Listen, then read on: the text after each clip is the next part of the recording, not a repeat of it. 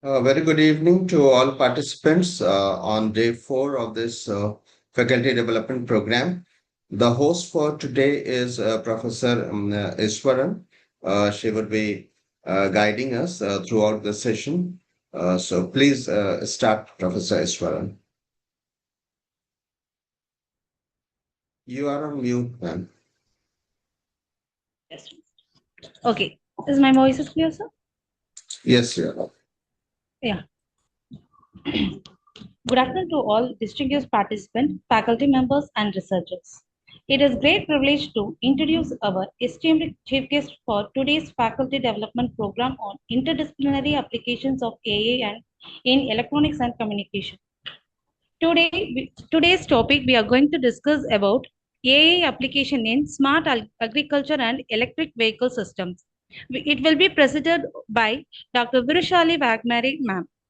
It is my immense pleasure to introduce our distinguished chief guest, Dr. Virushali Vagmari, Assistant Professor and Head of the Electronics Engineering Department at MIT Academy of Engineering, Pune. Dr. Virashali is highly accomplished academician with over 15 years of teaching experience and 4 years of industry exposure, blending academic rigor with practical technological insight. She holds a PhD in Electronics and Telecommunication Engineering from Savitri Bai Pune University, with research specialization in photovoltaic system and advanced optimization technique.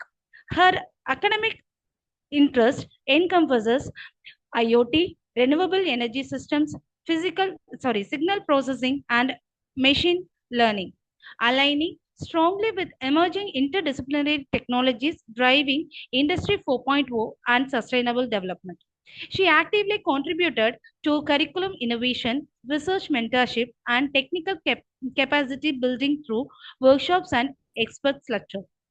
Dr. Virashali ma'am scholarly contribution includes numerous research publications, book chapters, and conference papers.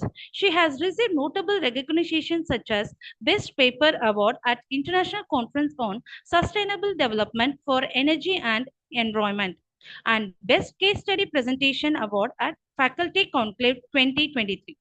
Her professional credentials include AICTE QIP PG certificate in machine learning and certification as Skill India IoT hardware analyst trainer. Her contribution to integrating renewable technologies, intelligent systems, and applied research makes her an inspiring academic leader and valuable contributor to today's FDP deliberations. On behalf of organizing committee, I extend a warm welcome to our chief guest. We look forward to their insightful deliberations and technical perspective that will undoubtedly enrich this faculty development program. Ma'am, Virishali ma'am, I welcome you for this section and present over the section. Thank you, ma'am. Thank you so much. Am I audible, ma'am? Yes, ma'am, you are audible. Okay. I will share my screen. Okay, ma'am.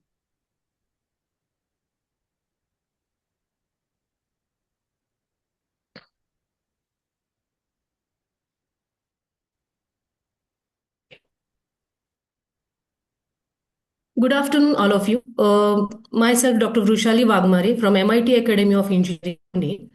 Here I'm going to give a presentation on AI applications in smart agriculture and electric vehicle systems.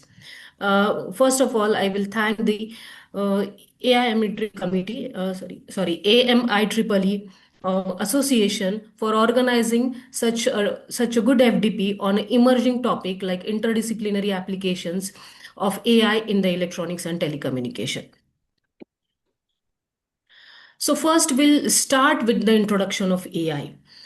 Okay, so AI, we can say it is one field of engineering which performs or which makes the machineries to act like a human with the human-like intelligence. Okay, now how that systems are going to be work, how that machineries are going to be perform like a human intelligence. Okay, so basic thing is that the system observes the environment, experience the environment, and based on the environment experience, it makes the decision. Also, it makes some of the prediction. That basically is to me human thinking, that how the human is going to be think when it is going to be observe different environmental conditions, how the humans are going to make a particular problems, how the humans are going to solve it. Okay, it is done by various methods into the AI. Okay, the problem solving for the particular method, it is done by the various method like recognitions of patterns, that different patterns are there. So what kind of pattern it is, and then based on the pattern, what kind of problem it is and how it can be solved. Then adapting the new situations, based on the situations, it also makes the decisions. The AI is used in the various applications like agriculture, finance, transportation. Nowadays, everywhere we can see in every field, healthcare, we are able to see the AI. Okay. In the AI, what actually done? It is going to be simulate the intelligent behavior, and based on that intelligent behavior, actions are going to be taken. Okay. What are the different components?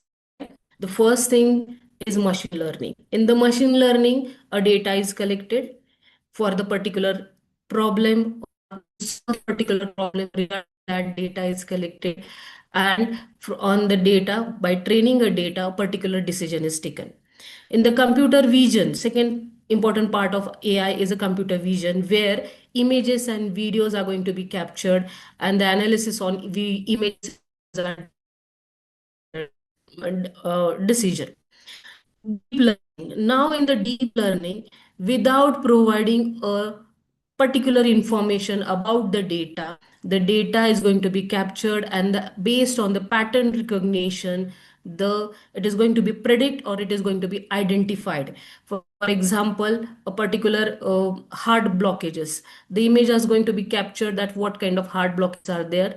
Then based on that images, without giving any extra input to it, that this is the image thing, it is going to be work on it, and it will find that this is a blockage into the heart. So that part is deep learning, where neural network and patterns are used. Next will be the into the decision making and problem solving. For example, decision making can be done into the share markets. The market data will be analyzed, and the decisions are going to be taken out. Then expert system, that expert advice, we need expert advice about the particular thing. So that expert advice is can be given based on the data. One next important part of AI will be the robotics. The machineries are designed to be work like a human. By using this robotics fields, the robots are intelligence, and the data is analyzed, and according to that, the robots are work. And the new one into the AI nowadays is a natural language processing. It is going to be read the language, different languages, and it is going to be understand that different languages, and it is going to be behave like that different languages. The chatbot is an example of natural language processing. The person is going to be reply, or the chatbot is going to be reply like a person.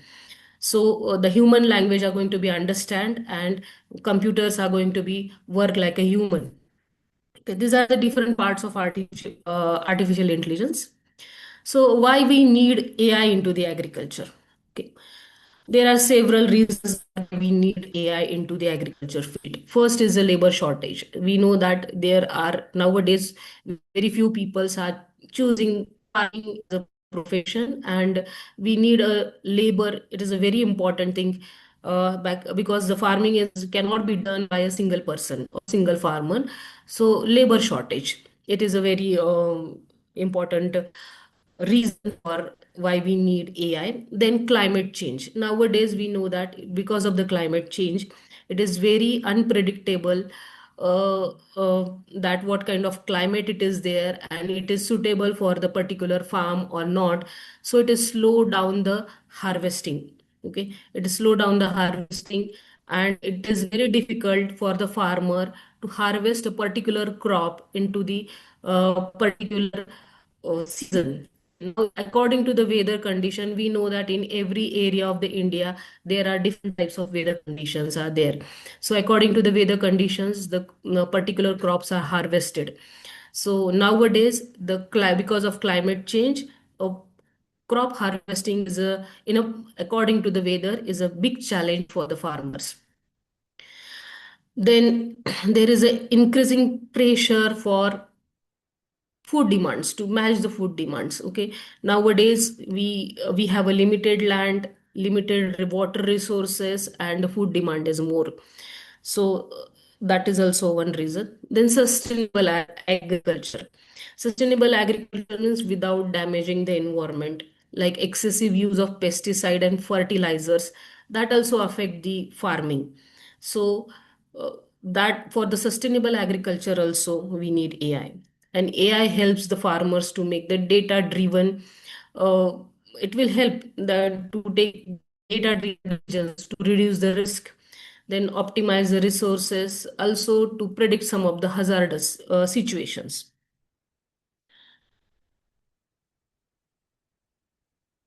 So, what are the different applications of AI in agriculture? First, for the weather forecasting, then irrigation system, AI is used, soil management, pest and weed protection, intelligent spraying system, and warehouse or supply chain management. For all these things, AI is applied into the agriculture.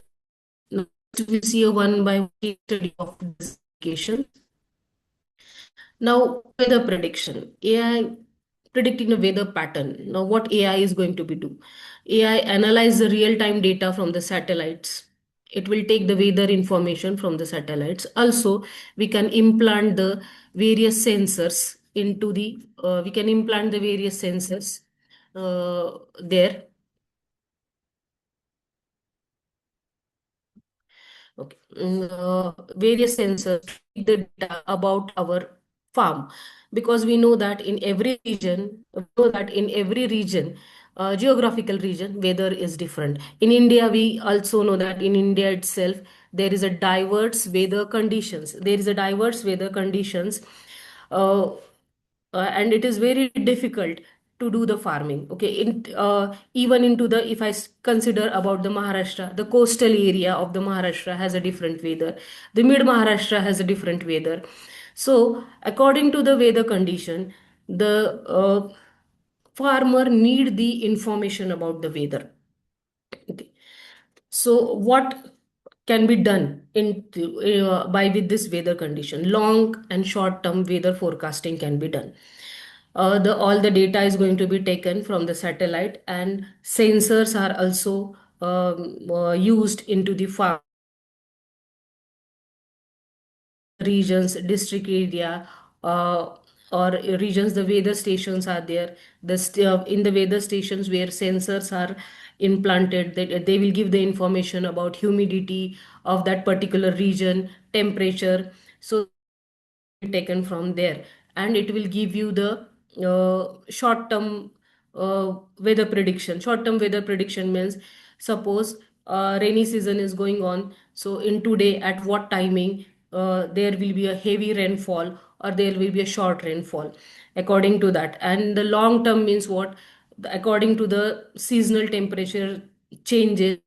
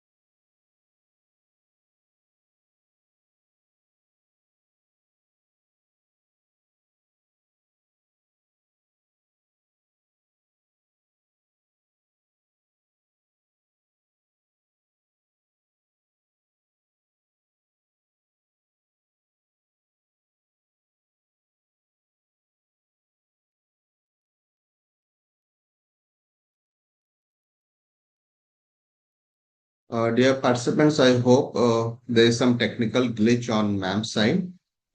Please wait for some time. She will definitely connect. We are trying to contact her.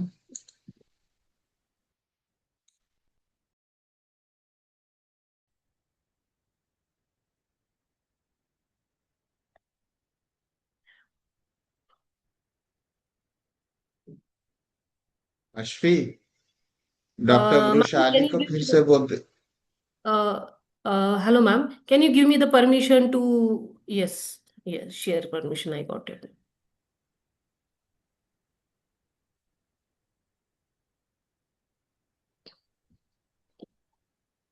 Sorry. So we are at the short term and long term forecasting. That will help. The AI will do that short term and long term forecasting, weather forecasting.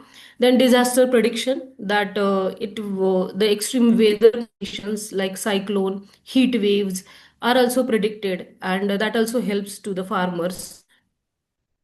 Then data integration and optimizations. Various sensors are data is going to be taken out, and it will improve the forecasting of the weather because based on the past data about the particular geographical region, it will give the exact prediction and it will reduce the human errors also.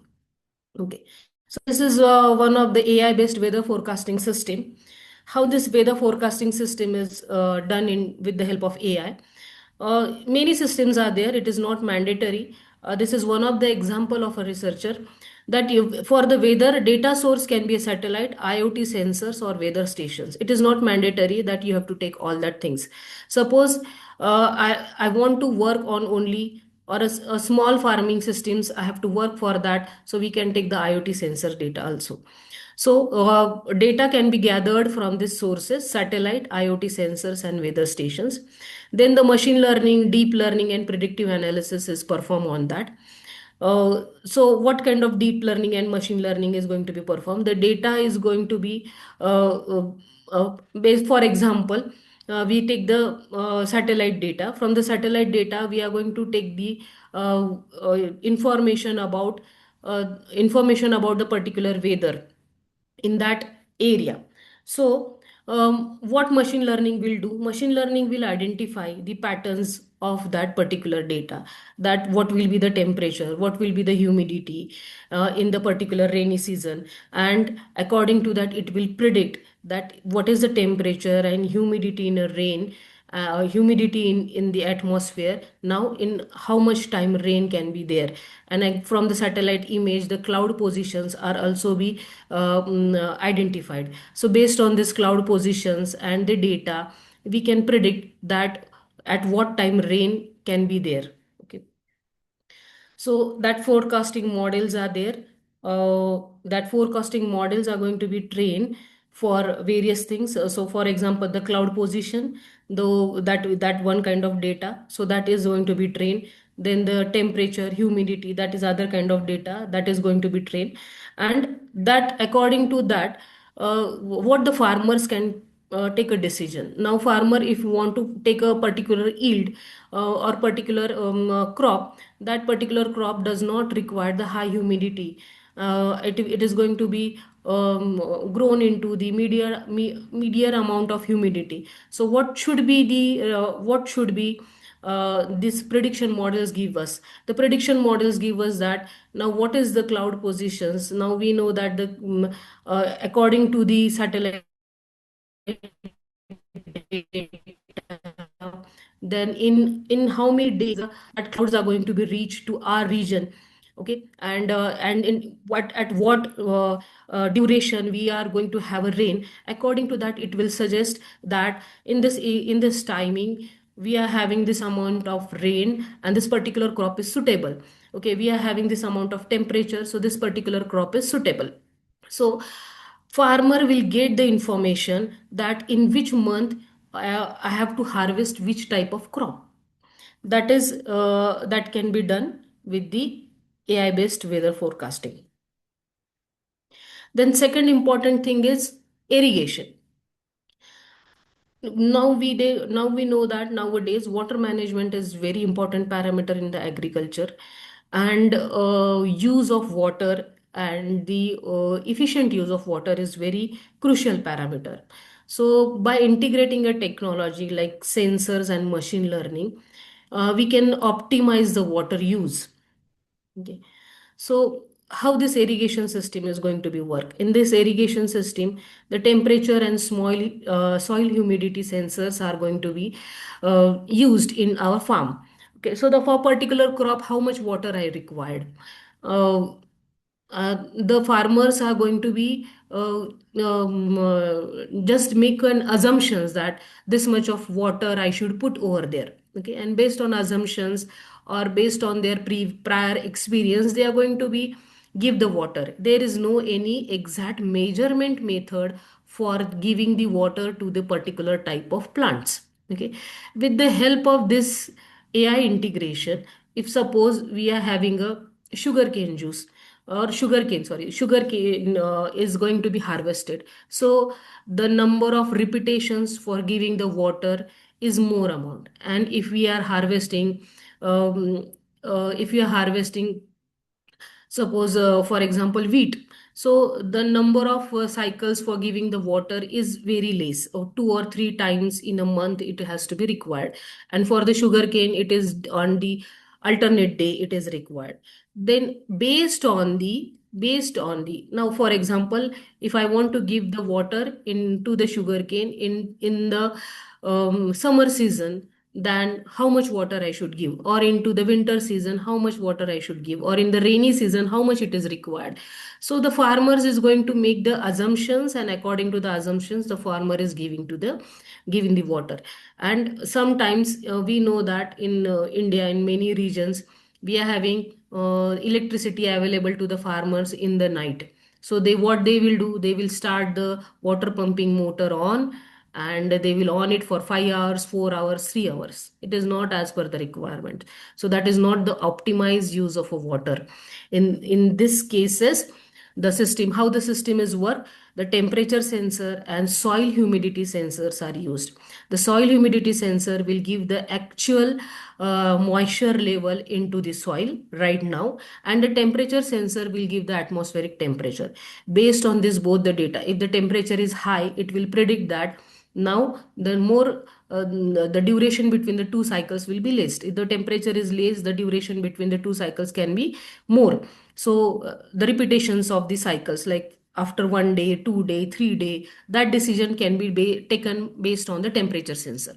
And in based on the soil humidity sensors, how much water I need. Okay, how much water I should give to the particular crop. Currently, what is the soil moisture level right now, and how much it is required.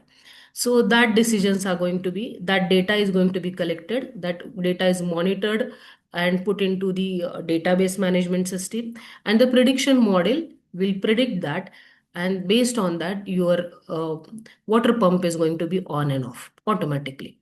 So it will be a precise and measured water is given to the farm, and that will be a optimized water uses. Second, soil management with the AI. Now the soil has a various contents, various type of, we know that in a particular region, particular crop growths. Why?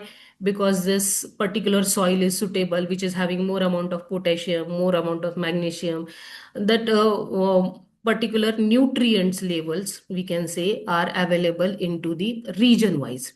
Okay, so in my region, which kind of, if I want to harvest a new, or if a farmer want to harvest a new uh, crop, then farmer should do the soil analysis first, and based on the soil analysis, the farmer can take a decision that the particular crop is suitable or not.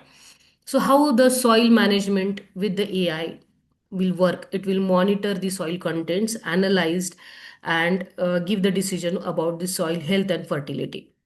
AI collects the data from the soil sensor, also, as well as it what kind of data? Nutrient levels, that NPK values are basically is going to be take. Then pH level of the soil, temperature of the atmosphere it will take. It will collect this data, and by analyzing this data, it can recommend that how much amount of fertilizer we want, which kind of crops can be harvested in this particular region. This improves the crop productivity, reduce the wastage, and prevent the soil degradation of excessive use of pesticides and fertilizers. Because the amount of pesticides and fertilizer, excessive use of amount, even excessive use of fertilizer also damage the soil quality. Now into the soil management system of AI. Okay, it can be done by both the ways. First, the soil sensors based on only soil sensor. That can be a very that can be a low cost system that will sense the various parameters, various nutrient level into the soil. Then soil moisture sensor is also used, and soil temperature sensor and atmospheric temperature sensor is also used, which will give the idea about at what moisture level, what is the nutrient level is there. Okay, and it will decide. And with this data, whatever the fertilizer is given, first initially it requires the data to be captured. So with this data, the first fertilizer, how much amount of fertilizer right now we have given, and the plant growth is also monitored simultaneously, that the images of the farm or plants are going to be taken out, and that is related with this data. Now after 5 days, the how much growth is there and what is the nutrient level into the soil. Now next, how much after 5 days or after a week, how much level is there. Now this indicates that do we need extra fertilizer, because this is going to be monitor the nutrient level into the soil with the plant growth. Okay. Then how much amount of pesticides is are there, and there is the amount of we are going to be sprinkle the pesticides onto the crop, but that is going to be fall onto the soil also. And how much pesticide level is there, and that because of that pesticides also that affects the plant growth. So that also give the that also that is also one more parameter predicted by the machine learning model into the soil management with AI. Now, next is the crop disease, pest and weed protections with the AI. So, crop disease, the crops are having various types of diseases, and that diseases are going to be identified by looking at to the crop. Okay, the color of the leaf is going to be changed, or we can say the growth, the growth of the particular plant that indicates. So by seeing the image, the various type of infections are or the fungal is available onto the stems of the crop. So this various by doing the nowadays, previously the farmers are doing the visual analysis, and based on the visual analysis they are going to predict the particular disease. And that there is a many chances of human error, because particular disease cannot be predicted in a correct way. It is based on that it is based on the knowledge of that particular farmer. Okay, this is a nor if the farmer is having knowledge of that disease, then the farmer can identify the disease and use the particular remedy to overcome that disease. Second problem is pest. This various different types of insects are available, or the insects attack are there onto the crop. The different type of crops are affected with the different type of pests. Okay, it is not same for the same crop.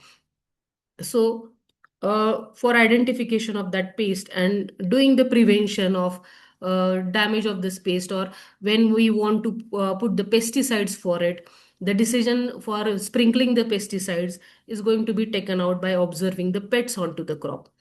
Third will be the weeds. These are the unwanted plants into the crops, and they are going to be taking the nutrients that we are giving, or fertilizers we are giving to the crop, water giving to the crop, that is taken by these weeds.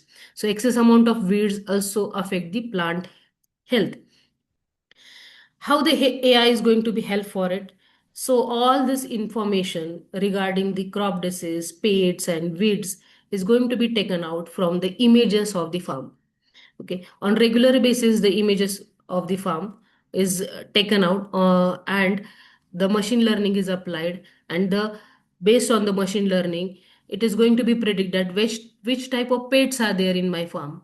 Okay, now which type of pesticides has to be sprinkled out, what is the disease for the my crop, then what type of medicines I have to provide, or what type of preventions I have to do for this, what type of weeds are there, what is the growth of a weed, that growth of a weed is higher than my crop, so now there is a time to remove that weeds. That decisions can be taken with the help of AI. Okay, all this data is taken only with the images. The images are going to be captured of a farm on a regular basis, and your farm is going to be monitored for all these things, crop diseases, pests and weeds. Farmer does not have to do the physical inspections every time. Then intelligent spraying. Uh, in the intelligent spraying, the first problem the faced by farmers is the amount of pesticides. How much amount of pesticides the farmer has to be sprinkled. Okay. That is that decision is given that this much of crop I am having and this much of pesticides I have to sprinkle. Now, but we know that the sprinkling of the pesticides is done very random method. Everywhere the random methods are used for that. Next thing is when the pesticides is sprinkled by the human beings, that humans are also affected. The health of the farmer is also affected by sprinkling the pesticides. So new technology is there, the intelligence spraying of pesticides with the help of robots, okay, or with the help of robotic drones. That drones carries the pesticides and they will sprinkle this pesticides. The amount of pesticides required with the drone is less, okay, is less because it will sprinkle the pesticide onto the precise area, or onto the defined area. So lack of less amount of pesticides is used. Second advantage of intelligent spraying or the robotics that we are using um, for the pesticide sprinkling is health, sorry, is the health of the farmer. Okay, so farmers we can it affects the health of a farmer when farmer does the pesticide sprinkling by it own self. Okay, so the with the help of AI it calculate the precise amount of pesticides and which type of pesticides we want. According to that also it will suggest the AI. Okay, so this is the one of the example into the research that deep learning based crop disease prediction, what they are doing in this, they are going to be take the images of leaf, that potato leaf, paper leaf, tomato leaf, and that images are captured into the image acquisition system. Then there is based on that images the data is going to be trained. Okay, this image is for the potato leaf, and the potato leaf is having this particular type of disease. So this kind of images are going to be trained. And based on this training data, whenever we provide, whenever a user or whenever farmer will take the, if the farmer is not aware of the particular disease, what the farmer will do, farmer will take the image and it will upload the image onto the system, and farmer will enter the crop name, that it is a potato leaf or paper leaf, and machine learning model will analyze or test with the, it will compare that with the previous data, and it will give you the decision or prediction that this is such type of disease is having for this particular crop. Next, nowadays this problem is faced by in the global market. We know that the farmers are the important part in the global supply chain. So what kind of problems they are going to be faced nowadays? Excess crop yield. The particular crop is excessively yield into the particular timings. Like onion, we know that nowadays in some time, in some year, or in some months, we are having very shortage of the onion, and the onion price is very high. And in sometimes it is very highly yield, or excess crop yield is there, and that is excess of the available, because the farmer is not aware of the uh, market demands of that particular crop yields. Okay, the farmer is not aware of that. Even in case of pulses, the farmer is not aware that now India has imported how much from the other countries. So they are not aware about these parameters. They look at this particular parameter, and they take the particular crop. Okay. uh, so they are having they look for the local parameters, like local market, and they see that now this year I will take this type of crop, but that will not according to the global market, or it will not give the global scenario, and ultimately they affect it. Then storage. Uh, Sometimes the particular crop is yielded excess, and they are not having the storage available, the warehouses available, and that creates a problem to the farmer. Middleman impact means the crops are taken from the farmers, and uh, sold by the middleman. So middleman is controlling the price of, and it is controlling the supply of that particular crop. Now how the AI will help? Okay, one example is here. uh, the farmers, what kind of things are there? The farmers is going to be, as per the agriculture industry, or food process industries, the farmer is going to be take the particular yield. Then how much how much amount is available into the particular warehouses? Okay, how much retailer demand is there, and how much customer, or which customers are there for this particular crop?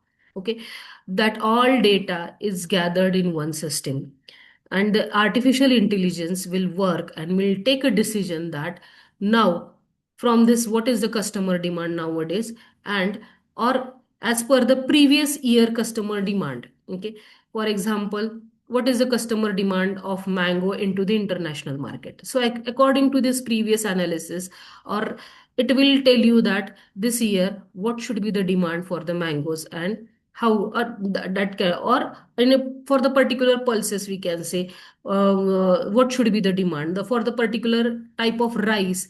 What is the demand? It is demanded at the high level, so this type of rice I can harvest in my farm. That decision is given to the farmer.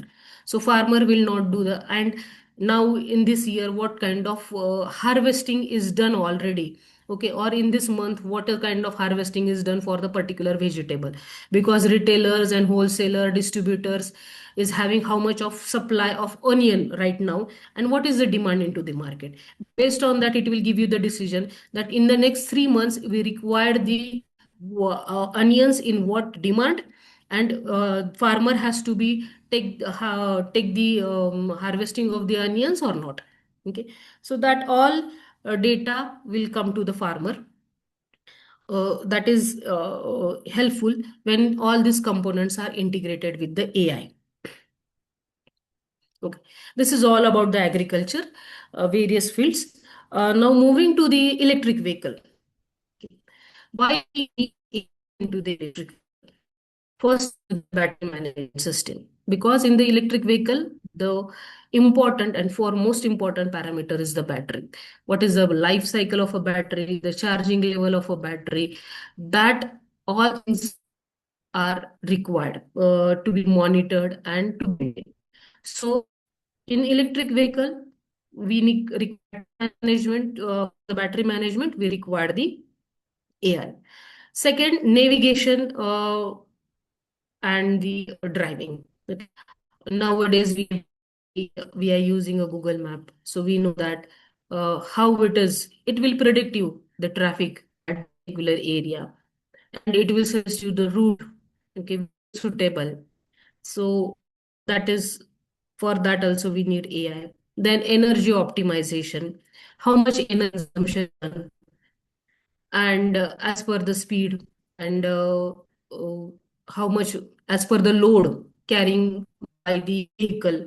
Then how much energy is utilized, and it will give you the suitable condition in which at which speed you are going to be drive your vehicle, so your battery will go for a long time, sustain for a long time. Energy optimization. Then maintenance, maintenance of the battery, maintenance of the parameters is predicted that nowadays you need, or after this much of month you need a servicing for your vehicle, or your vehicle is having this much that type of problem. Okay, or you need to change the wheels of your vehicle. It will give the decision prior, so the user can plan accordingly. Or before any disaster, it will predict you that this particular part is having some problem and you need the maintenance for it. For that also we required AI. Then smart charging stations, smart charging that uh, then we know that the charging stations are the very important problem nowadays. Now the charging station is available nearby, because vehicles is we require large amount of time for the EV charging. So the smart charging, it will give you the various solutions, like charging stations, then how much time we required, how many vehicles are there, and after how much time I will get to charge there. So is it suitable for me to reach that particular area? That solutions it will give. Then vehicle to vehicle communication, from one vehicle to another vehicle communication. For that also we required AI. And last is the driver behavior analysis, for the safety measure, what kind of behavior of a driver is there, that is also identified. And for the as a safety alert, uh, AI is used for the analyzing the behavior of a driver. Now, what is the battery parameters are? First is the cell voltage. Okay, so monitor the voltage of each battery, and we have to monitor that voltage of each battery cell to prevent the overcharging or deep discharging and safe operation. Okay, so battery contains number of cells, not only one cell. Battery contains n number of cells. Okay, so for each cell, what is the battery voltage, and that battery should not be overcharged. Okay, and it should not be over discharged also, because it is when it is overcharged and over discharged that creates a malfunction into the cell, and that cell can be damaged. So monitoring the battery voltage is an important parameter. Then state of charge. State of charge means what is the remaining capacity of a battery. Remaining capacity of battery, why it is required to measure this parameter? Because it will give you the range, or avoid that how much time the battery will be sustained next. Okay, then state of health, access the overall condition of a battery, that is degradation of a battery, that in how what is the battery life. State of health means what is the battery life. Now this will work for the 100 cycle, 1000 cycle, 5000 charging cycles. After 5000 charging cycles, its performance is degraded. That means if it is a if it is a 25-volt cell, or if it is a 10-volt cell, it is not going to be storage 10-volt, it will storage up to the 9-volt. Okay, now after, so it will measure the number of charging cycles, and based on that, state of battery health is calculated. Then cell balancing. In a battery, there are n number of cells. Okay, some cells are connected in parallel connection, some cells are connected in the series connection. The cells are charged uniformly. Okay, while charging a battery, care has to be taken that all cells should have a uniformly charged. One cell is highly charged and one cell is very less charged. That is not a good condition for the battery health, because it will not give you the complete scenario of a battery, right? What is the actual voltage into the battery? It cannot give. So But cell balancing means all the cells are to be uniform, charge at the equal levels, and discharge at the equal levels.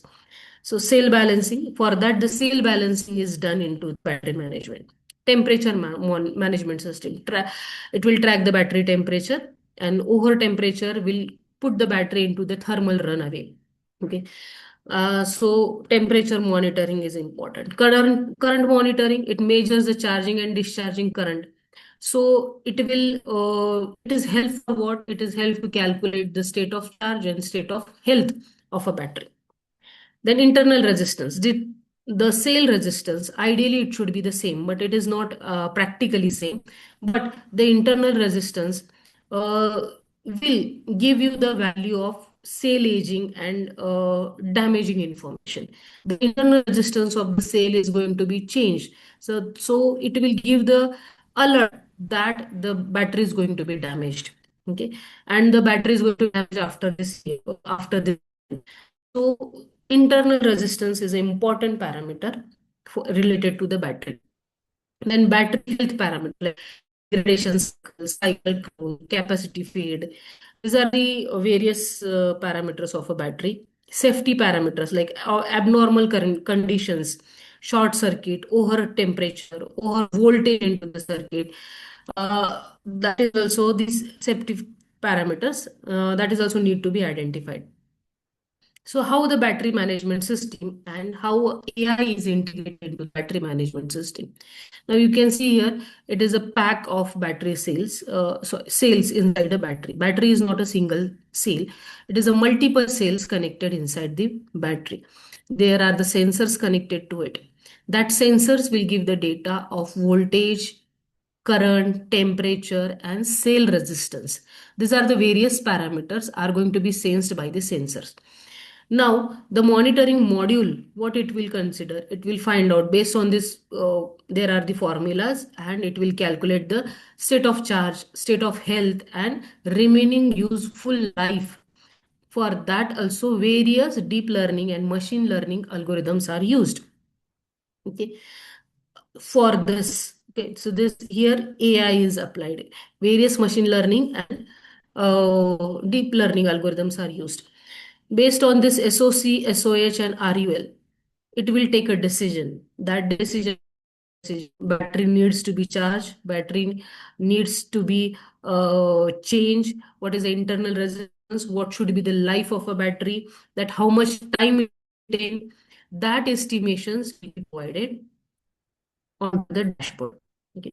And based on this, decisions are going to take for power in and power off. It will control the charging of battery. Also, thermal management. It do the thermal management protective actions after the excess temperature is detected, and the safety module. Safety module, it will give based on the internal resistance of a battery. It will suggest uh, it will suggest that what kind of precautions has to be taken. Second use of AI into the electric vehicle is route planning. So in that traffic prediction, AI analyzes the data that on which route, how much traffic is there any traffic consumption. Then energy aware routing, it will calculate.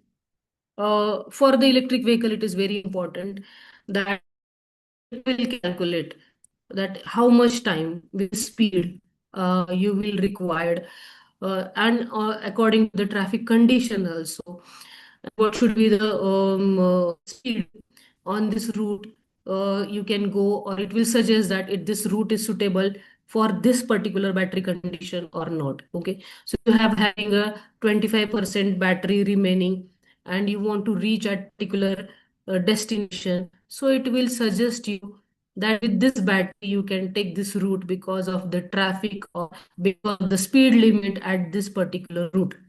So energy aware routing is suggested with the help of AI. Dynamic rerouting. Suppose unexpected conditions occurs onto that particular route you have selected, then it should select the other route. So dynamic rerouting will be suggested. Charging station integration. Now I'm at the particular a new area or new city and I don't know I'm using my electric vehicle. So it will, with the help of AI routing planning, in that it will integrate the nearby charging stations. So it will suggest you the nearby charging stations. Time optimization. If I want to reach into the particular time into the particular destination, AI will suggest you based on AI will suggest you the best route into that particular time. So in the electric vehicle, you for the route planning. So one of the case study, how AI is implemented. Okay, here you can see the images map. Then it will take the urban 3D form image. Okay, then traffic and transport images is also taken out. Land uses that this kind, which kind of land it is. Okay, it will take, and bus route sensors data. No, in some of the cities, the it is buses are having the sensors, like public transportations is having the sensors, so that data is there. So all this data is going to be combined, integrated, and various deep learning model and machine learning models are applied. They are the part of, and based on that, it will suggest you what is the traffic, it is a pollution is there or not, what should be the speed limit of your vehicle. Okay. AI for predictive maintenance. How AI will help? In short, I will explain. Motor and stator damages. So it will detect via the vibration and current patterns. Then motor overheating. It will take the temperature trends. What kind of temperatures are there? And it will predict that this is abnormal temperature. So motor overheating. Unbalanced motor load. Okay. So it identifies the torque and vibrations, and based on that it will find the unbalanced motor load. Then coolant leak, it detects the abnormal temperature is there, and based on the abnormal temperature it can find out that the coolant leak is there in the thermal system or not. Cooling fan failure, it AI will identify the airflow and RPM abnormalities, and based on that it will predict that cooling fan is failure. Then overheating sensor fault. Okay, because of the overheating of a sensor, some of the sensors are not working, so it will give according to the what is the sensor data supposed to be there and what it is not giving. So overheating of a sensors can be predicted. Then regenerative braking malfunctioning, so energy converted patterns are going to be analyzed, and various torque deviations are going to be analyzed, and based on that regenerative braking malfunctions is detected. Then if the hydraulic brake pressure abnormal, it is again going to be check the brake pressure and the response for that, and based on that it will give the decision that hydraulic brake is fail or not. uh, Speed deviations, okay, then ABS sensor failure or fault is there, so speed deviation inconsistent in the braking is going to be monitored, and based on that it will detect that ABS sensor is having a fault. The gear misalignment, AI detect the torque and vibrations. Okay, and bearing failure, vibrations and noise. Based on that, AI will give you the failure into the bearing. So this is one of the case study in which this acoustic diagnostic is there. The various kind of sounds into the machines are going to be captured, and based on that sound it will predict that where is the fault, like vibration, okay? Vibration and noise deviation for bearing failure. So this is the case study of it. Now, next very important parameter, driver behavior analysis and monitoring. So, driver fatigue and drowsiness. Uh, in case of long drives or long route, driver feel a drowsiness. And when driver feel a drowsiness, no one is there with the driver, like truck drivers, they are taking a very long route. So, when they feel drowsiness, they should get alert, and the driver should get the information that driver should now take the rest for some timing. Okay, and the accidents can be avoided.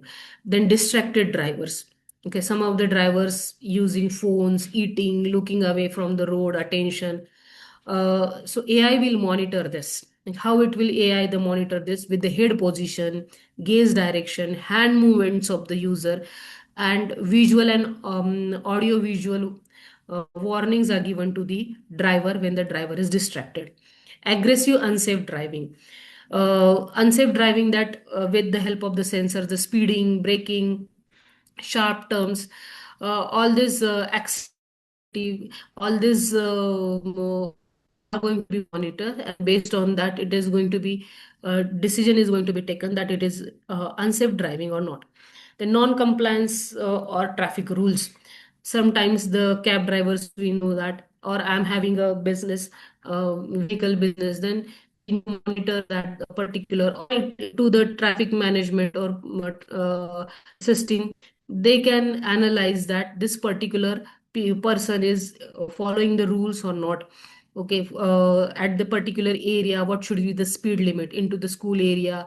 What should be the speed limit? It is followed by that particular vehicle or not. So that all things are done. This is one of the case study for real-time driver fatigue detection.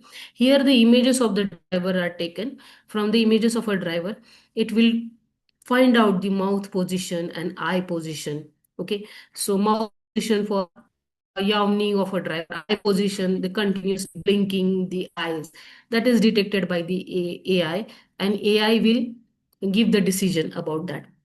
Okay, so AI will give the decision that particular driver is having fatigue or not, or the particular driver is sleeping or not. Okay. So these are the various applications of AI in electric vehicle. Uh, Thank you. Any questions? Dear participants, if there is any questions, you can ask.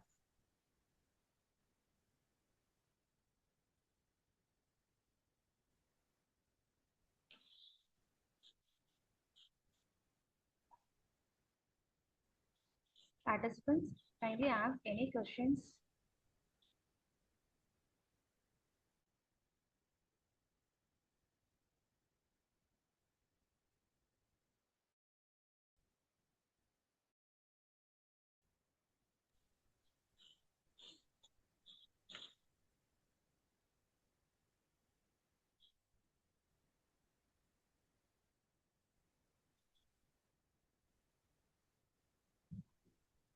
Ma'am, there is a question. What is the cost of NPK sensor? Okay. Sir, the cost of NPK sensor is, if you go to the Amazon, it is available. It is near about 1,000 to 2,000. But the matter is that we cannot put the NPK sensor for the correct prediction. We cannot put the NPK sensor at one place. So for the particular geographical area, suppose if I'm having a farm of 1 acre, so I need near about 5 to 10 NPK sensors for getting a proper prediction of the soil nutrient level. So the cost is very less. It is from 1,000 to 2,000, and if we take into the bulk amount, it is again less. But as per the size of a farm, we have to implement number of sensors.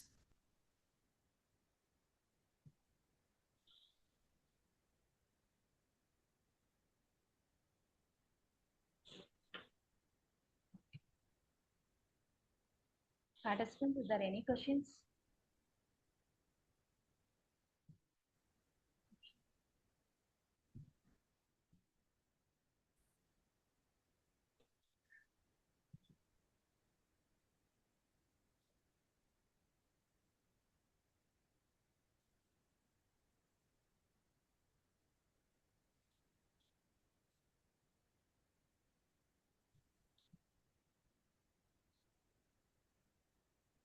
Ma'am, there is a question from Mahesh Kadam. Means proportion to area cost will increase? Ma'am, can you please area and Means proportions to area cost will increase.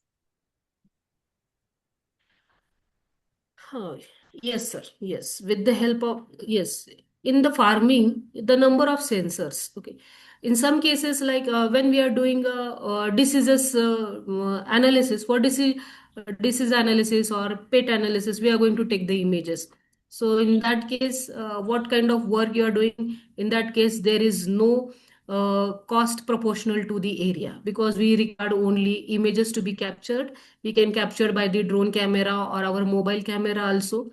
So in that cases, in such cases. But in cases where we require to put the IoT sensors, okay, for irrigation system also, if I want to make an automatic irrigation system, as per the size of a farm, I have to implement the, because a particular sensor has a particular range.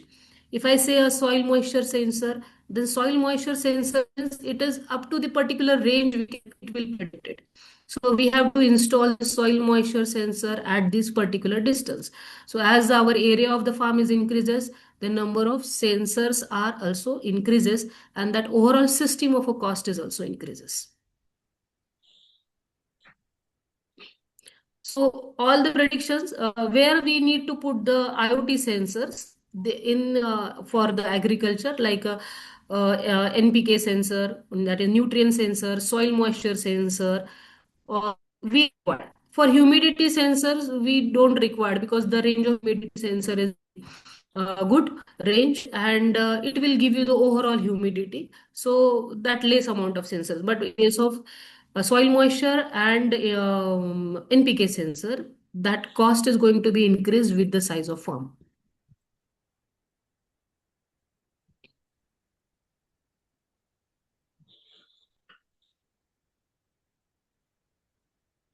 Okay, and I'm going to conclude this section.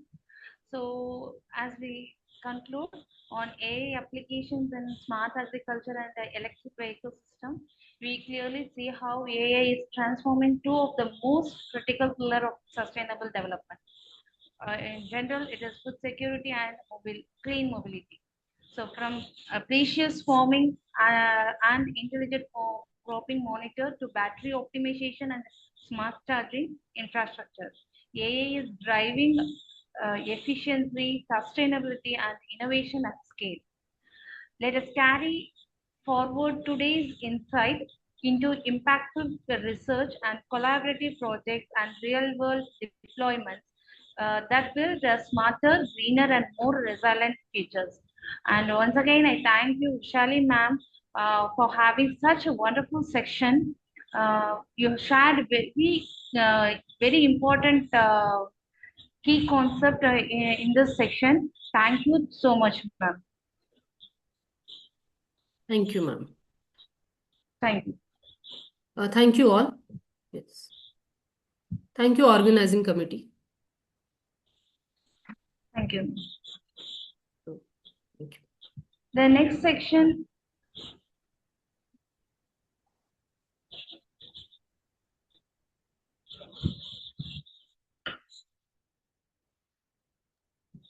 Now, in last section, we are going to discuss about AI in healthcare electronics, medical imaging, wearable and diagnostics, which will be presided over by Dr. Rashmita Lenka ma'am. It is a distinct privilege and honor to introduce our another section chief guest, Dr. Rashmita Lenka ma'am. She is currently serving as an associate professor in the School of Electronics Engineering, KIT, deemed to be university. With over 16 years of experience in technical education, she made a significant contribution in teaching, research, and academic development. She has developed extensive expertise in analog and digital communication, optical communication, and Industry 4.0 technologies. In addition to her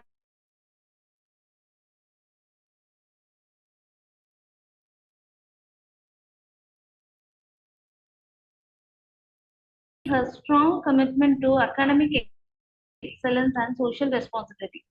Dr. Lenka completed her BTech into 2004, followed by MTech from BSSUT Burla, and earned her PhD from KIT deemed to be university in the field of image processing. Her research interests includes image processing, signal processing, biomedical engineering, and communication systems. Currently, she is actively engaged in biomedical signal domain and focusing on EEG and ECG signals, analyzing and their application in neuroscience for mental health identification and improvement process. Her work integrates advanced signal signal processing techniques with emerging AI technologies to develop objective and non-invasive solutions for stress analysis and cognitive health monitoring. She has guided 5 MTech students and more than 50 UG students, with 2 PhD scholars currently pursuing research under her supervision. She has published around 25 journal papers and 10 conference papers indexed in SCI and Scopus. Beyond the academic, Dr. Lenghup is a Reiki grandmaster with extensive experience in various healing modalities, integrating holistic wellness perspectives with scientific research. We are indeed privileged to have such distinguished academician and researcher among us today. On behalf of our organizing committee, I extend warm welcome to our chief guest, Lenka ma'am,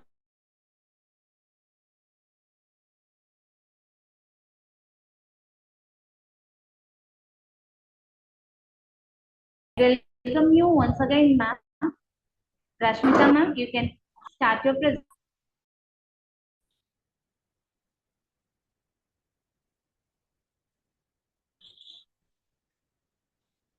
Rashmita You ma'am. are on mute, ma'am. Kindly unmute. Yeah. Thank you, sir. Thank you, ma'am, for this nice introductions. So, my screen is visible. Yes, ma'am. The Now you PPT is can visible. start. No, screen is not visible. Yeah, now it is visible. And now Visible, it You no? is can. Okay. So, thank you, ma'am, and thank you, sir, for giving me such an opportunity to say. So, as this is one of the leading platform where I'm going to share my the research work currently now I'm doing. So, as the topic says, AI in healthcare, where it takes the concept of electronics, medical imaging, wearable devices, and diagnosis. So, after COVID, we have seen that the AI is leading role in each and every field. So, today we will discuss some concepts of AI and where there is a failure of AI. The slide is moving. Hello. Yes, ma'am. We can see the slide. It is moving, but here it is not moving. That's the reason. no the first slide is continuously that is still It continuous. is the AI in healthcare, the first slide. And Now now it it is is moving. moving. Okay. So here I'm going to have the some conceptual view regarding in the three areas. Why AI is too much necessary? What is the concept of diagnosis with the help of AI and the medical imaging? In this case, healthcare needs AI because if you compare the patient's data are much more as compared to in industry 3. So in the industry 4, we are coming across the big data. So this is also applied in the medical cases. And by applying of AI, we are having so many apps, all the things which is helping. Similarly, somewhat in the diagnosis also, if we say going for the screening method, all the things, AI also helping in that case. It has developed a lot because I'm working in this field more than 10 to 12 years with different modality. So I have seen that what is the tremendous change by taking place in this AI diagnosis. Similarly, in the imaging technique also, it has developed and it is so much helpful to the patients, society, everyone. In case of medical imaging, we can think of a screening system where the two concept is that early detection is possible and human error is also very much less in that. So my in the session agenda is that overview of AI in healthcare, medical imaging, how the wearable devices are helping us, diagnosis processes, how it has become very smooth, and everywhere there is the advantages and the disadvantages. So how the challenge and the future scope. In the imaging, we will go for the some screening concept, MRI, CT scan, X-ray, wearable biosensors, ECG, EEG, PPG, diagnosis and monitoring system, implement of health 5.0, that is the concept of we are studying Internet of Things, but here Internet of Medical Things. That is a based smart healthcare. Also, we are going to apply the concept of applications of AI in disease detection. Basically, we'll go here. We are going to use the concept of app-based predictive analysis, personalized treatment planning, improved clinical efficiency.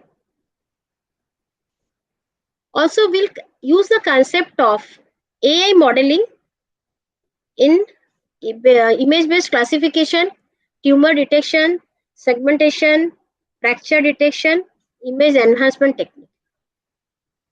These are the some concept which nowadays AI is leading in all field. So basically also in the medical field.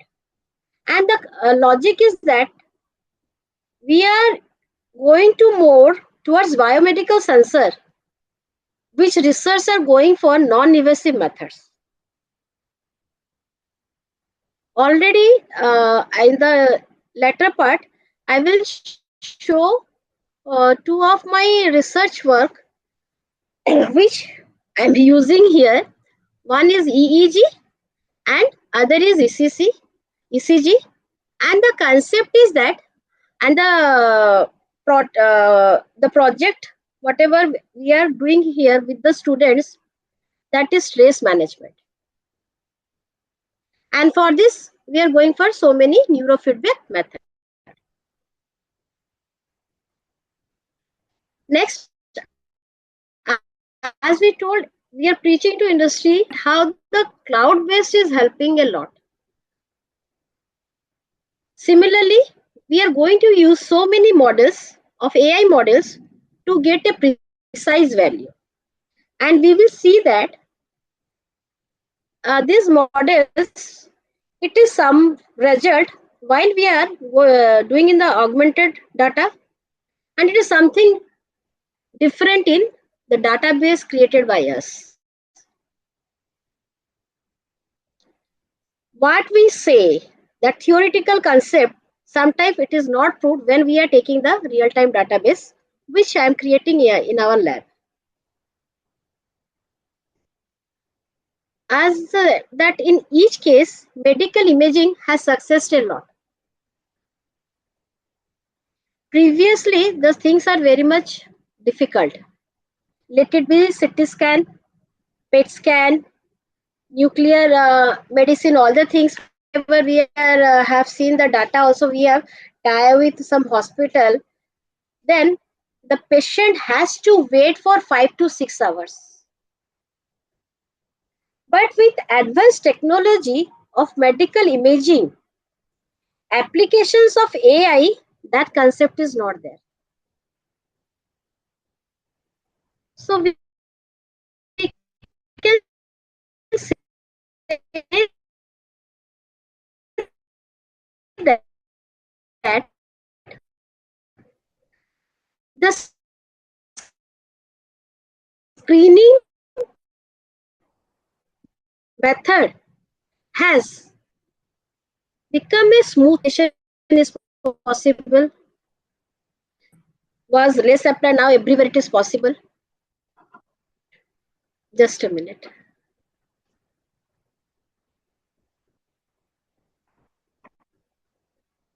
It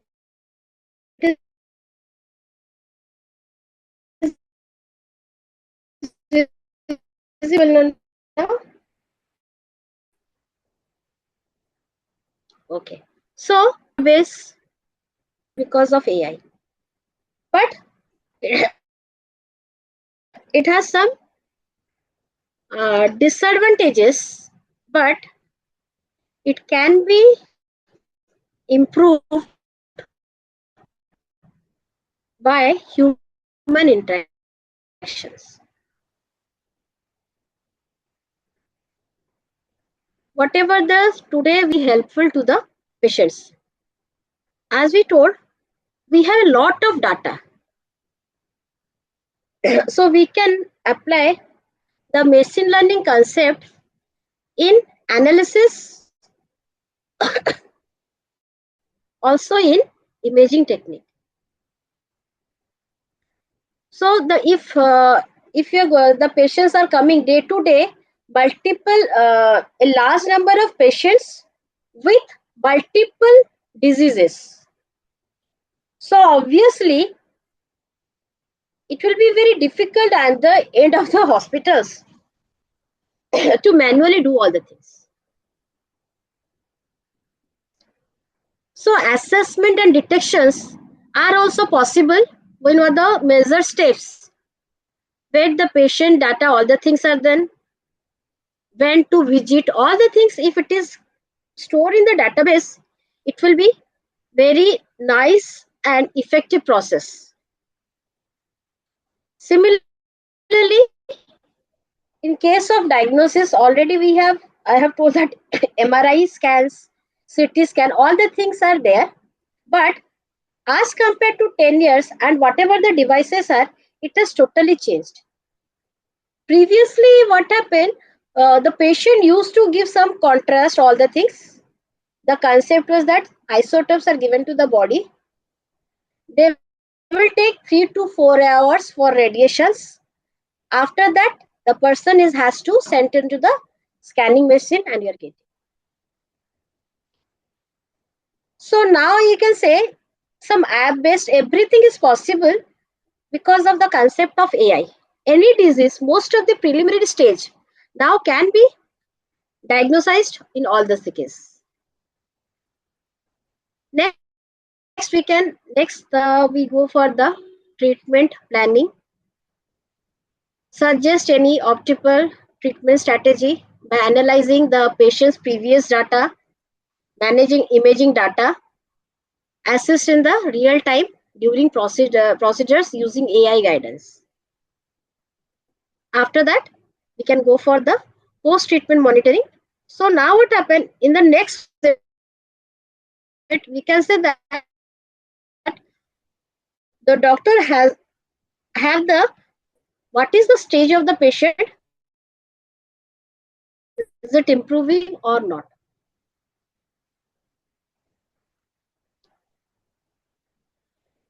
As we told here, as compared to if we are thinking previous few years ago, the concept of data was a traditional data, but now it is converted to a big data. In the big data, if previously the doctor used to have some parameters of the patient, but by the machinery applications, a doctor can visualize a lot of parameters of a single person. So by applications of big data, we can say that a large number of analysis can be done by the imaging or some the data files also. Medical images analyze patient image data along with after the health data, identifies specific features such as size, shape, location of the tumor, automated repetitive text such as image segmentation, lesion detection, all the things are possible by the medical imaging, and also we apply in that case of some big data. And mostly here, some of the predictive algorithm are used for analysis of the data. So as we have seen in this 2025 onwards, that healthcare was the measure point in case of budget. And repeatedly, government is just trying to that how the AI will help us in this case. Already we are seeing things, what is the CT scan, MRI, radiography, ultrasound, nuclear medicine, everything were there. But then what is newness in this case?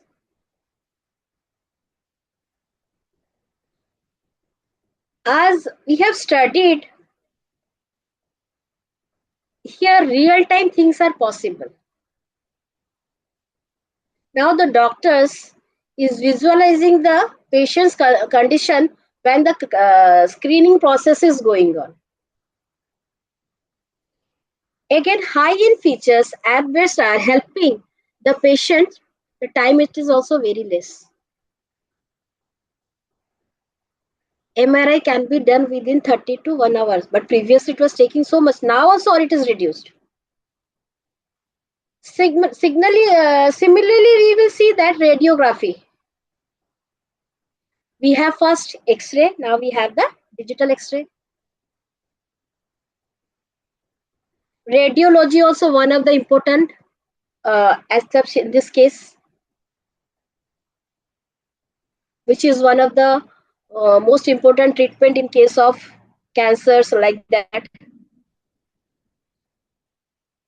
So when that radiotherapy was previously doing, it is burning the some cancerous cells, also some the normal cells.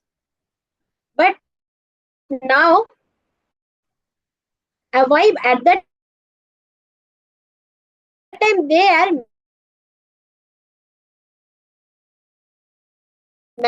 manually putting the area which the patient has the side effects.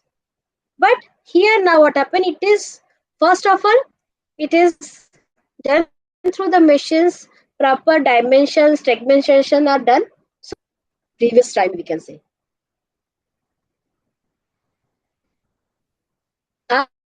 As we have studied the major pillars of AI in industry, so now medical science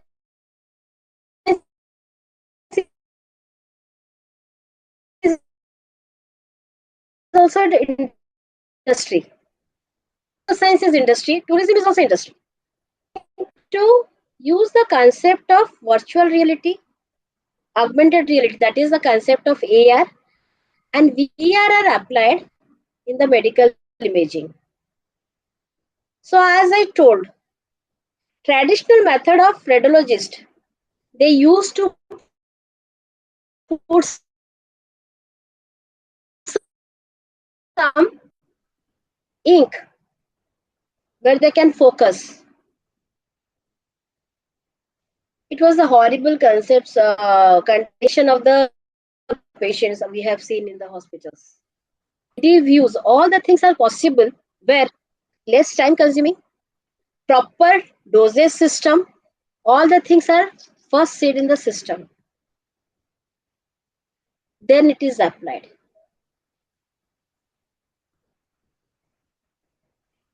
Again, another concept, awareness among the people.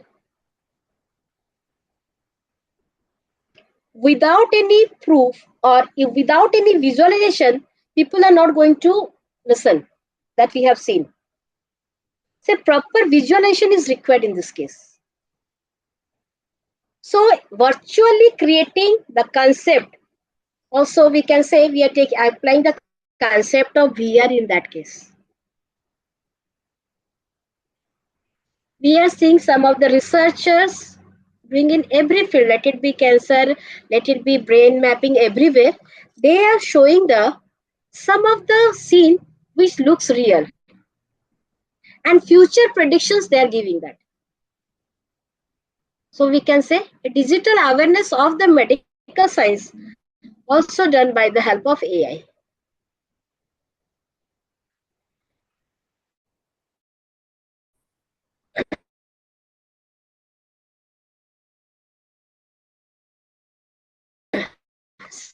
Similarly, we can see the picture of blood vessel, internal structures of the bodies. As the technology is reaching to higher and higher end, we are coming to know so many things about this diseases. Chronic diseases are more. We will find young, previously traditional were that who are old, they will have such type of, but no. Now from the young people, we have seen that somebody has cancer, diabetes is a normal thing, heart attack is a normal thing. All the things are the chronic diseases. Then what is the role of AI here?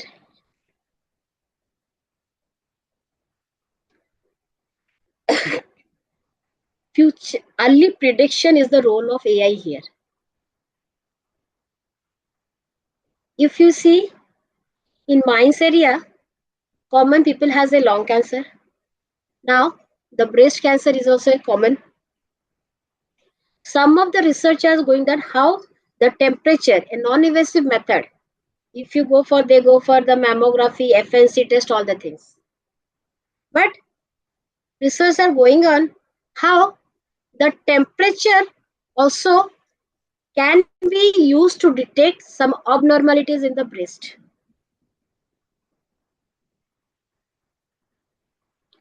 So this type of conceptual data are shown to the, or we can say we are getting a visualization accept or perception by application of AI. Similarly, as technological advancement, continuously innovation in imaging modalities and techniques are going on. Development of high resolution real-time imaging systems are also very rapidly growing. I think 2 years back, IIT Madras had developed an imaging process where the fetus 3 month status can be identified. The image technique. That means it will be a proper child, lower syndrome child, all the things. So the imaging technique was possible. So they have developed that. Similarly, regulatory support, early detection program, disease management program, concept of insurance for specific imaging procedure, favorable government initiative are the undergoing government facilities. And every time we are seeing that government is also trying to has advantages in all field, but it depends upon us how we are and how we will use.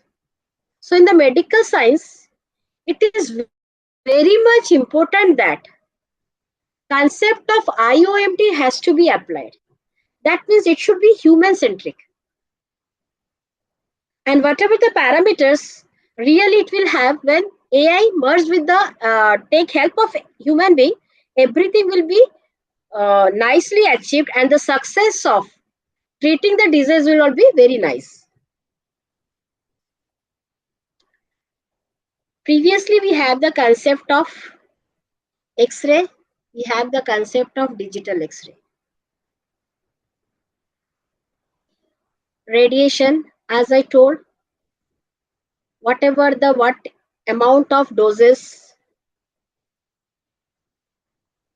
provide real-time insight into cyclotron physiological process such as lung ventilation, blood flow,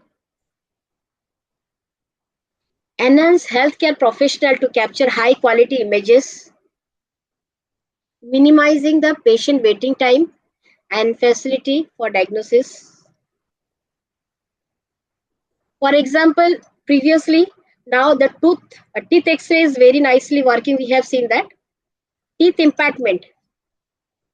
Tooth impactment was there. Previously, they put some mold and it was very painful. Now, nothing has to do.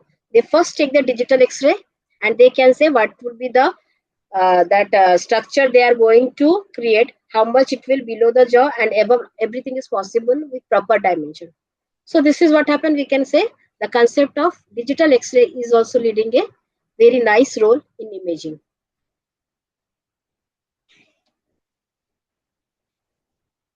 So medical imaging technique is basically the concept of improvement in the patient outcomes. I think which is previously somewhat not accountable or not, we are not able to check whether it is going to improve or not going to improve. So basically now we are seeing the mobile app concept is going on. Our students are also doing some chatbot concept because it is just in the research part. Creating detailed 3D animatic images of a hand, everything where we will take the help of AR.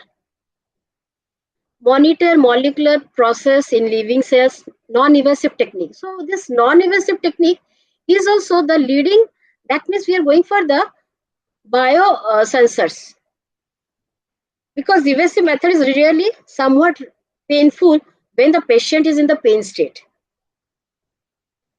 And if you develop the non-invasive methods, really screening process will be also very much good, because some of the phobias are there. When we think that this can be done without injection, all the things, people will, oh, it is very nice. So for example, some of the prototype model, glucometer, all the things are the concept of previously we prick, but now what happened, sensor based glucometers are also there. Application of additive manufacturing, also one of the leading technology for medical imaging as a concept of AI development. So now I will come to today I will show you here I will describe two case study relating to EEG and ECG. That's I am doing in our lab. The concept of this by project is that stress management among the youngsters. If we see, a lot of problems are there, and the concept of this two research work is that how to control the thought process. And one thing, to this generation, if we will not show any proof, they will not easily accept us. So in our lab, we have emotive 32 channel EEG cap, and here I am using the concept of music therapy, deep breathing for the students. I have taken the database students before going through this process, after this process. For the operation of this experimental setup, excuse, the logic is that this machine calculates the alpha, beta, theta, gamma power. The brain has some different waves, and we all are in the beta state, conscious state. More conscious, more anxiety, a lot of problems are coming. Everything, every time, some thought process are coming and brain is working. So here we have taken 25 samples or 25 subjects. We have taken the database. They used to come to lab, then have to take the reading before this process. Then I'll go for the deep breathing. Then they used to wear this EEG cap, as our object is to find out the stress. So we take the reading of the front panel only, and 2 points in the oxygen. The 2 back side and 8 front side FP we are taking. Then generally I used to tell them to sit in Dhyan Mudra, and I used to play music, that is 432 healing music. After that, the data acquisition takes place. Some of the after the data is processed in the system only, it shows some window technique. Then we obtain the FFT of the corresponding electron. So maximum we take 8 plus 2, 10. Then it shows the graphical representation of brain waves. Then store the data in the CSV format. Then we are going to apply the some ML model. So this is the basic step we use to apply. So this is the international standard of that devices, left and right, and the machine will work when this 2 reference node will be there working. So we have to set from which of the node. From here I will take 4, here I will take 4, and these 2 points will active, the reference point will active.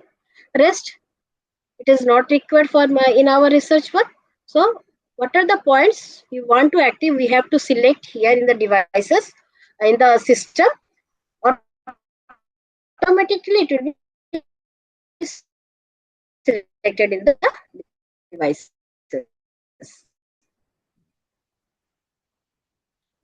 This is the FFT signal of each of the channel which were active. So I can see here, you can see here my F4, C4, T8, O2, O1 node. We are getting the logic, theoretical. After meditation or whatever the music healing system we are using, the alpha power will be increased, beta power will decreased. But this is that when we take the each database image signal we are taking, and that is getting. But when we are putting the same signal out input data to that model, it is something different. It is showing someone who are stable all the things, they have a perfect result.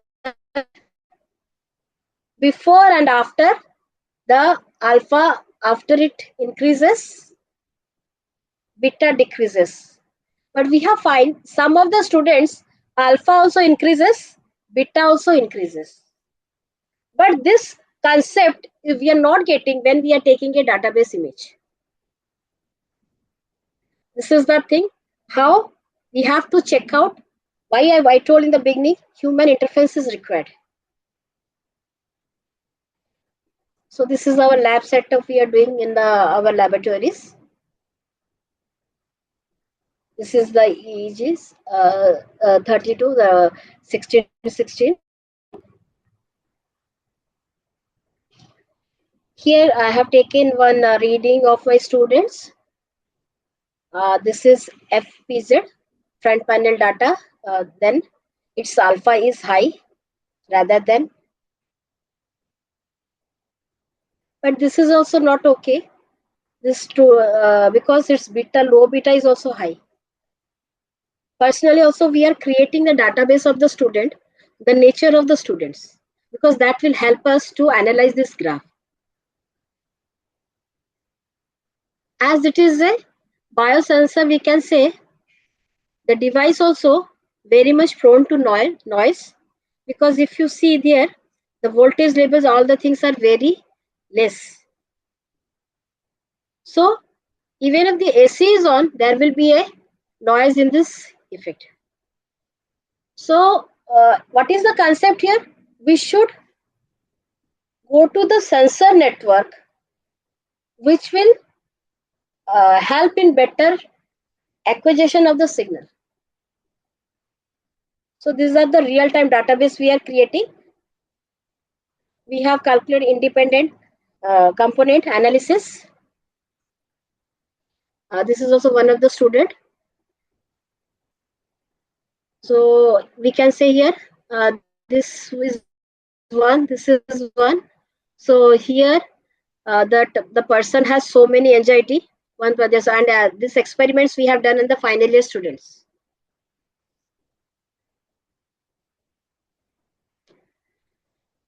High beta power, less value of alpha before the meditation, and it is the student, one of the another student, where after meditation beta has gone to less, alpha has increased. The concept is there. Here we are going to apply the neurofeedback concept to settle down the thought process. So meditation, music, all the things are used, one of the parameters of the neurofeedback method.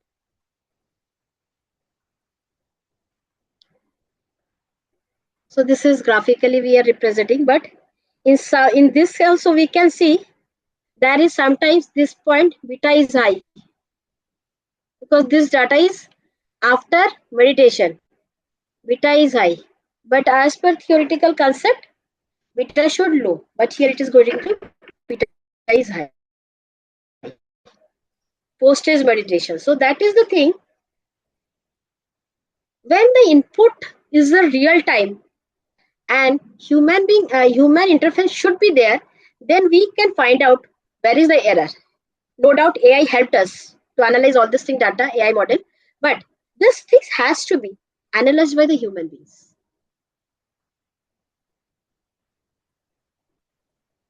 So this is the basic one of the experiment part of our we are taking.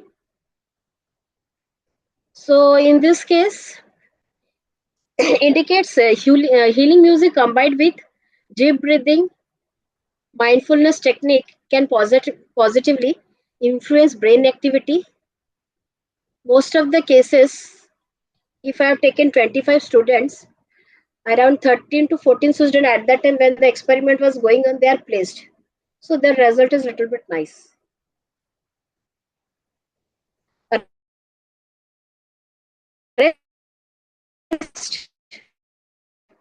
So this is we can to analyze the because every time people cannot go for the medical. This is a research work, or this also satisfies some of the medical ethics that this data can be used for the as a used for treatment of the person. Because one of the professor in IIT Patna, he told that he is used to send his students around 6 months, but maximum he has collected data 50, 100, not so that means getting real time database is also very difficult in this way in this work. So when we are doing some research work, that should be it should merge to the real world where we can find out where is the here we can say what is the problem. In this case, sensor is also a problem. While doing this experiment, your hair should be cleaned. Then you have to force the points, everything. Then only you can get the data. Otherwise, not. But this is a one of the non-evasive method, which will we can say statement to the society that also we can show the things that a thought process can be changed. Our so many anxiety, all the things can be reduced. So we are taking a help of a non-evasive method in this case. So in the future, we are going to do some mantra based in this case. So this is one of my research work. This is another work practically we are doing in our lab, ECG based. So this white device is already in the lab. which calculates 4 different parameters. That means human beings that HBR, EOG, eye movement, EMG, then force of the person. The next, this devices is created by our students. We have only taken the ECG parameter and the ECG obtained here. Around perhaps it is same. But its calibration is totally different from this. Its calibration till now, it is not in the proper range, but here. So the here we have taken 2 groups. We have given that one group will be working on the HBR parameter, other persons will be working on the EOG parameter, optical resolution, all the things. So this project will also shows that this is a stage management system, and for this uh,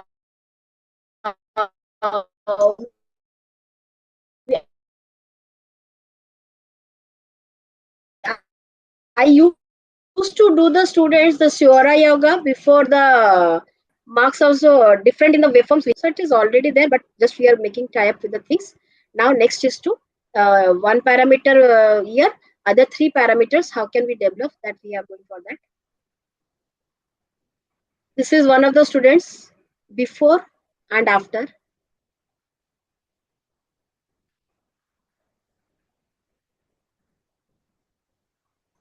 Same things. This is so much disturbed student because as I told, I used to take the database before going for the experiment. What is the nature of the subject? It is foremost necessary.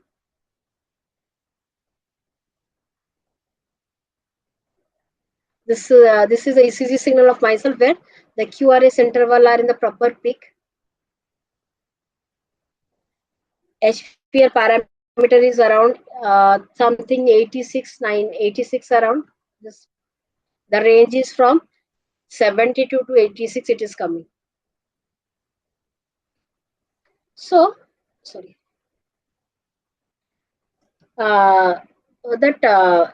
This is because of applications of AI. Now, in the applications, the major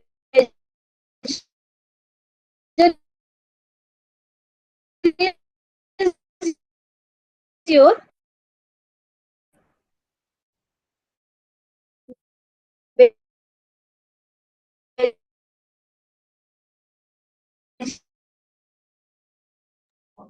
there is our variable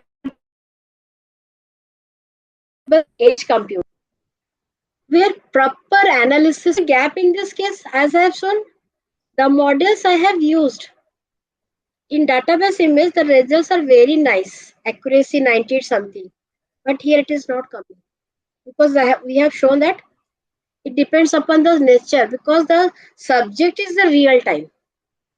So we have to go for that concept. Similarly, application of digital twins, adaptive manufacturing, AI robotic system, all things are has to be developed, improved in each stage. It should be human centric,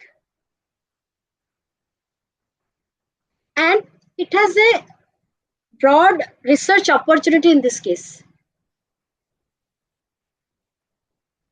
Multimodal biosignal analysis, biosensor analysis, AI in preventive healthcare. Can I ask you a question right now? Yes, sir. Yes, sir.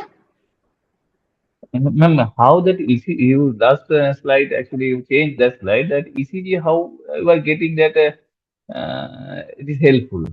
This one, sir. Which parameter, yes, which parameter is indicating that helpful? Actually, that in nervous system, normally that signal should come by using EEG, exceptional EEG. it is very difficult to find out. Yes, sir. That's no. I told. Actually, sir, just a minute. Yes, sir. How many you are saying that indicate ECG is indicating that it is helpful. Which It parameter is, of the ECG? sir. Here, the band power, whatever we are calculating, theoretical concept is that alpha should be high. But in Okay. the real, but that it is not coming in most. If I have taken total 25 subjects, 5 to 6 alpha parameters are okay. Rest it is not coming. Because here that important is the subject, sir. And as we told, any change in the things, a continuous process also required. No, normally ECG is impact in nervous system, that is uh, by using, normally we use heart rate variability. That ECG machines we are using, sir. Huh? Hello? That is for ECG machine, no? Yes. Yes, that we calculate the HBR parameter. That parameters can also indicate that whether it is Yes, sir. helpful or Yes, not. sir. That parameter also can indicate that how it is stress, the person is stressed or not. That That different value we are parameters are getting. there. That value You we are have to getting.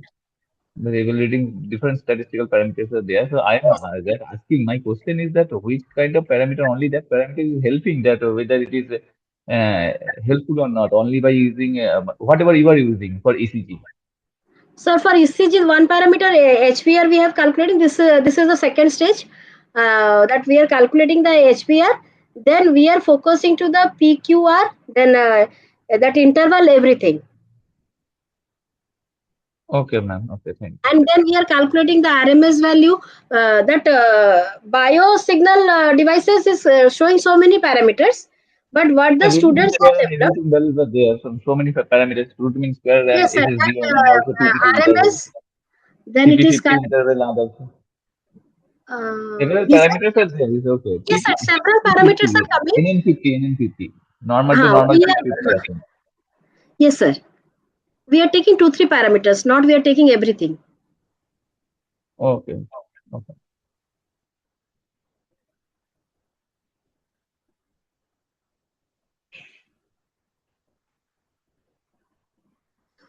So coming to this point, so major issues to be addressed in digitization of medical data.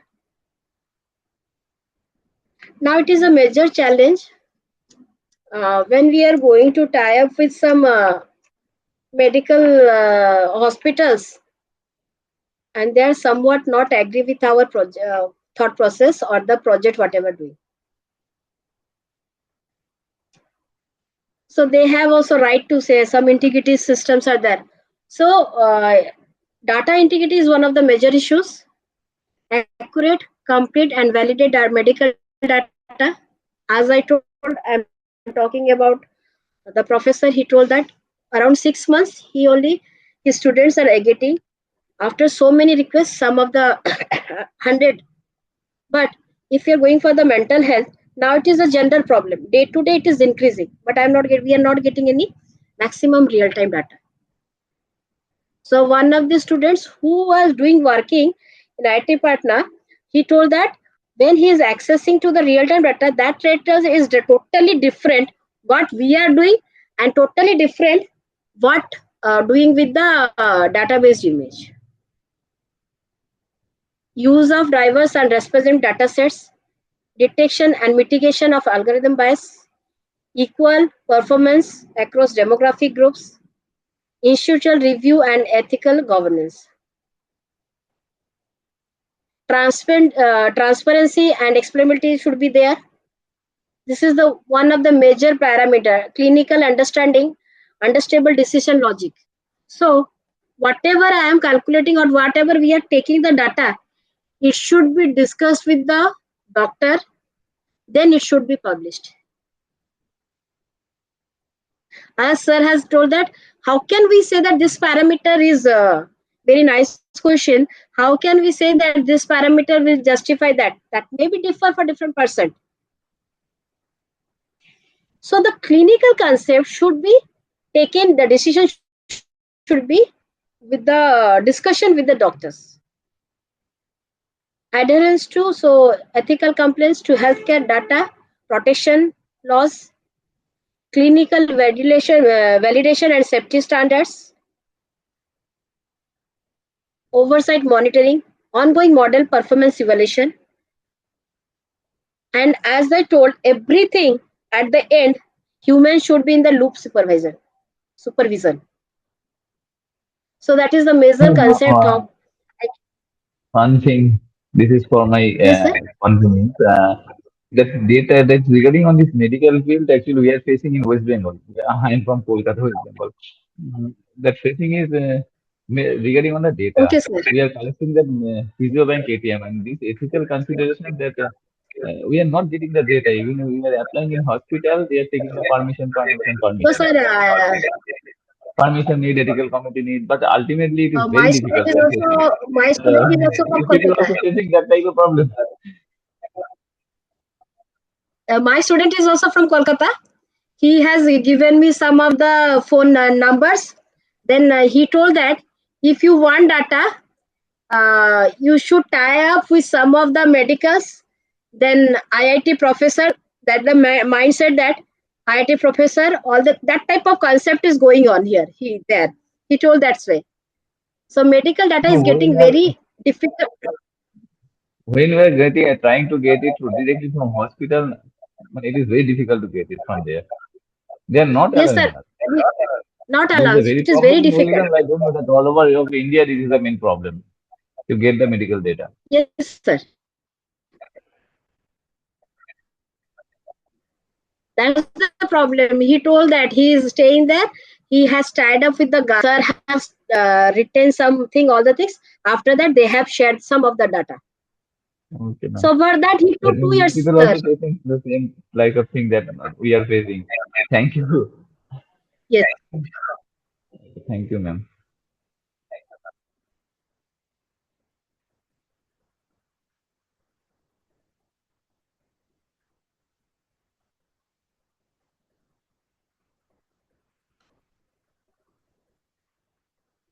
So, so these are the major issue, and one thing what it shows that human supervision is one of the key point in that case.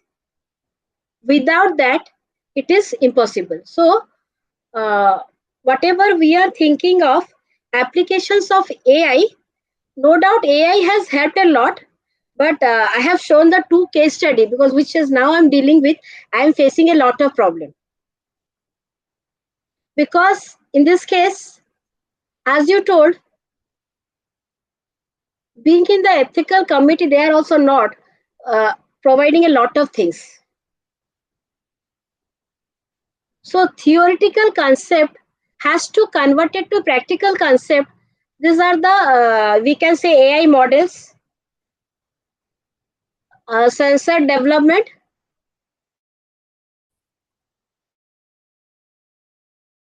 all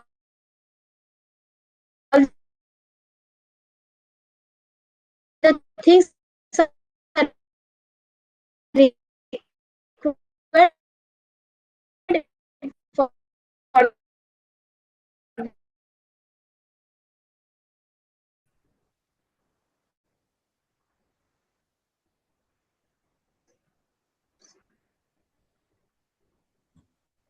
Dear participants, if you have any question, you can raise now.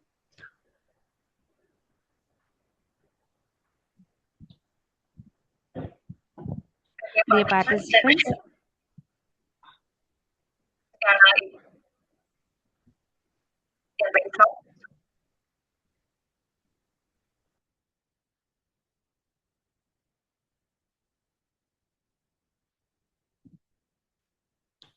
anyone having any questions? Kindly share the questions now.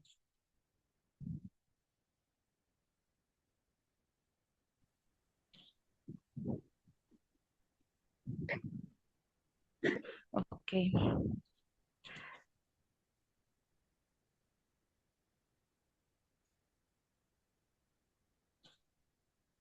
Okay, so thank you very much, participants. Since there's no more question, It is, you can contact later also through me or directly. Also, you can contact Dr. Rasmita if you have any question. Thank you very much, Professor Rasmita ma'am, for your very nice presentation today. She had got some emergency also. Despite that, she somehow managed to like take the session. We are very much thankful to you, ma'am. And thank you very much, Professor Eswaran, for very nicely conducting the session throughout.